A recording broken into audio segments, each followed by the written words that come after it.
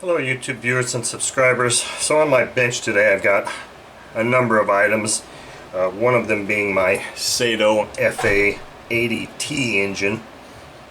This is the first generation engine that has the multiple piece head and the single carb.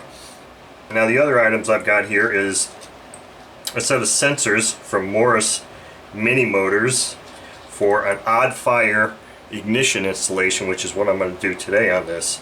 Got a couple of Allen wrenches here, or hex keys, to help me put on these components.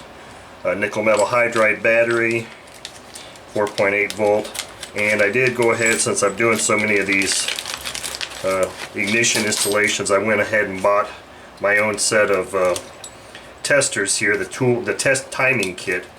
Now this part here is a little more encapsulated than the one I had used before, which was just a bare circuit board. So it works fine. It's got the red and green LEDs for dual sensors, or for dual magnets, which is what I'm going to be installing.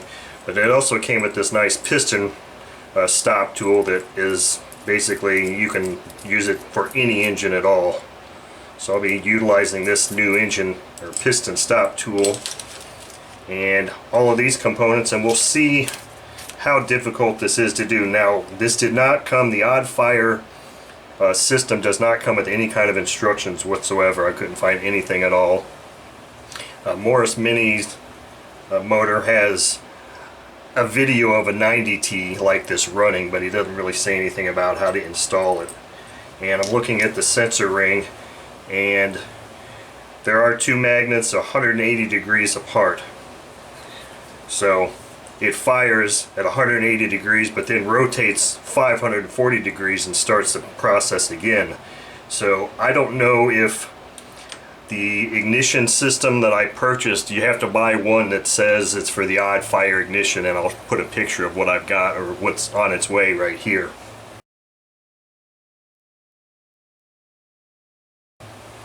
And it basically looks exactly like a regular dual fire one, except it's got a little label on it that says LV, which indicates that it's either for V-twins or odd fire ignition. And it also has a 4-pin connector because there's two magnets, so you need another sensor line. Aside from that, there's really no instructions, so just knowing how this thing fires, and then I'll rotate it through and we'll put the tester on here. I'm hoping that it shouldn't be all that tough to do. It should be pretty straightforward. However, if I don't get it right, I think there's probably a real good likelihood of damaging the engine, which obviously would be not a good thing. So let's get on with what I really need to get doing here. And I've already loosened up this prop drive, so I'm going to just move this stuff out of the way and get only what's necessary here.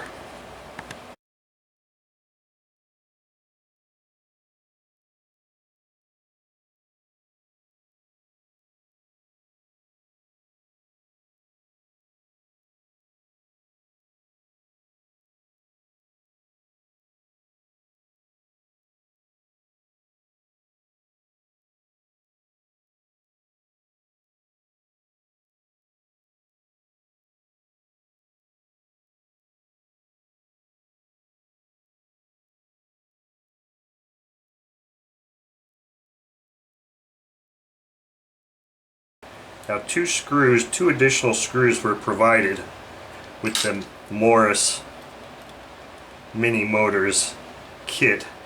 Now in his video he said that for this thing to clear the ring, he actually had to put 1 mil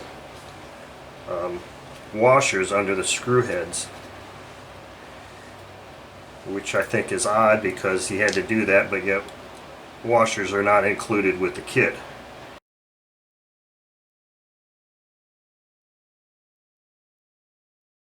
I can rotate this around. Now I want to rotate this until the green light comes on, and here's the green magnet, so you will probably see the red light come on first.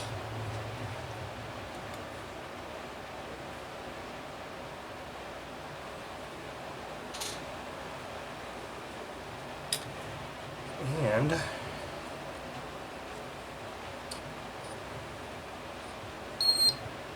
that's interesting. looks like this ring might actually have to go on the other way because the magnets are a little bit further off. So that kind of sucks. That is not how that is supposed to work at all, because these set screws are supposed to go in those grooves, not on the barely on the outer portion of the. That's not right at all.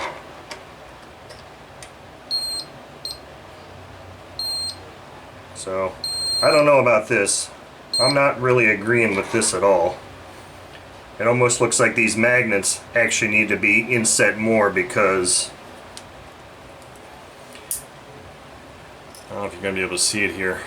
These set screws are just barely even going to be biting on the edge of the prop drive, as opposed to actually being in the detent like I believe they're supposed to be.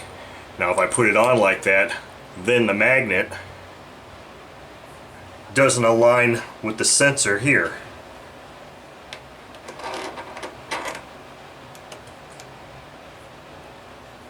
See how I'm going around and around and we're not getting a beep unless I pull this out, which that isn't going to be how it is when a prop is on there.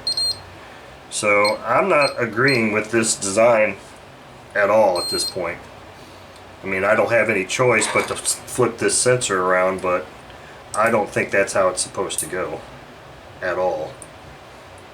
Because it doesn't fit on there anymore unless I'm supposed to relieve one or two of these, either this or the inside dimension of this. I'm not liking this one bit.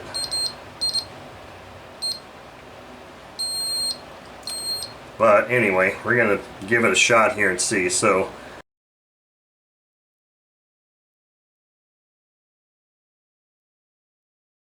now it feels like the sensor ring is causing binding on the engine. That's what it feels like anyway.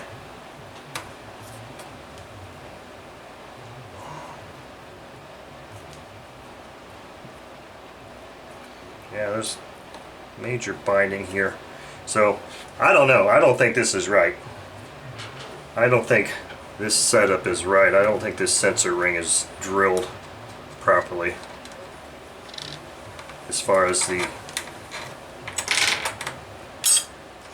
I don't think this sensor ring is drilled properly as far as either the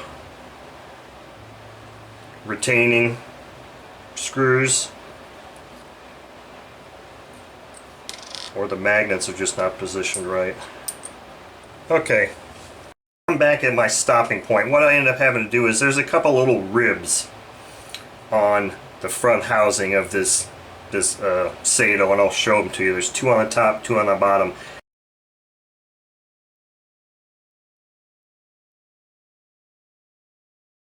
What I ended up having to do was just file them very gently, put this hub on such that, or his sensor ring on such that the magnets do pass over the sensor properly. And even though the set screws are kind of really on the edge, that's just where we're going to have to be with that. But hopefully it'll be okay. But at least there's not any binding now. So I've already got this set now back to 30 degrees.